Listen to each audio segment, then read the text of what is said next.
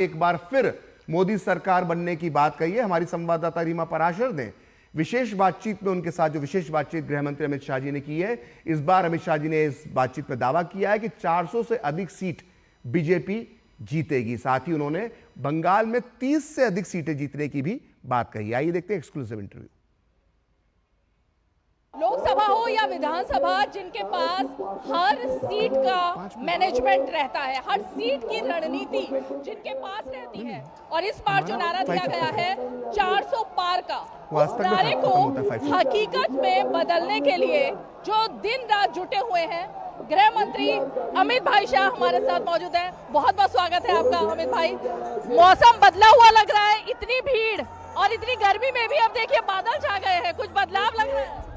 2 माले तक लोग चढ़े हुए हैं, किलोमीटरों तक जन सैलाब है। ये मोदी जी की लोकप्रियता का एक प्रमाण है।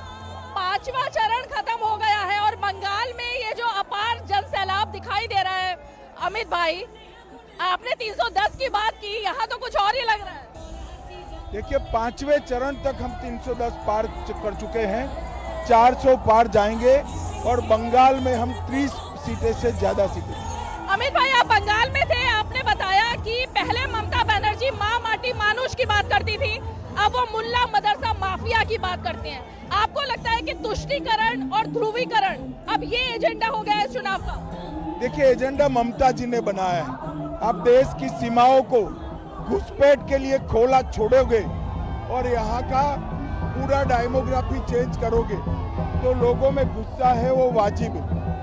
अमित भाई हम चुनाव की कवरेज के दौरान संदेश खाली गए, वहां पर हमने देखा महिलाओं की स्थिति अभी भी बहुत खराब है। 11-11 साल से लोग वोट नहीं दे पाए हैं। आप उस जनता से जो संदेश खाली की है उनसे क्या वादा करेंगे?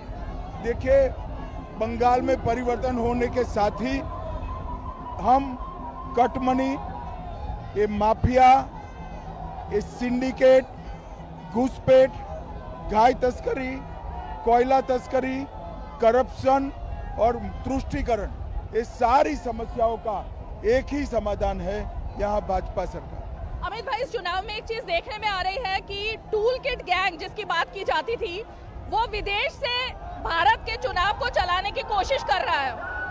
विदेश से एक वीडियो अपलोड होता है और विपक्ष उसे हाथों हाथ लेकर के उस पर एजेंडा सेट कर देता है। ये जो टूल किट गैंग है, पहले तो मैं दिखाऊं, देखिए दर्शकों किस तरह से महिलाओं का प्रेम यहाँ पर दिखाई दे रहा है। आरती उतार रही है अमित भाई की, और यही बंगाल की वो माताएं हैं, नारी शक्ति है जिनकी बात लगातार हो रही है। जी अमित भाई, टूल किट गैंग, हम इस पर गृह विभाग और IT डिपार्टमेंट दोनों जरूर सोचेंगे नई सरकार बनाने के बाद, और उस पर नकेल कसने के लिए एक स्ट्रॉन्ग कानून लाना, ये हमारा संकल्प पत्र का हिस्सा भी।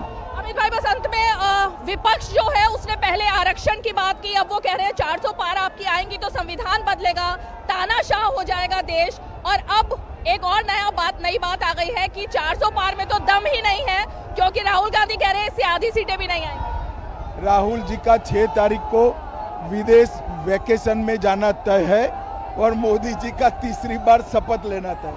अंत में चलते चलते अमित भाई, उत्तराधिकारी को लेकर के आप सवाल कर रहे हैं अरविंद केजरीवाल, वो कह रहे हैं आप जब से आए हैं तब से गाली दे रहे हैं। पहले अरविंद केजरीवाल जेल में जाने के बाद उनका उत्तराधिकारी तय करे, बाकी पार्टियों की चिंता करने की उनको जरूरत है। अमित भाई अब की बार 400 पार पूरी तरह। जी बहुत बहुत शुक्रिया। तो अमित भाई जो कि दावा कर रहे हैं कि 400 पार जो नारा है वो हकीकत में बदलेगा, और साथ ही उत्तराधिकारी को लेकर ये जवाब जो है वो याद रखा जाएगा। कैमरा पर्सन राकेश कुमार के साथ रीमा पराशर, DD न्यूज के लिए।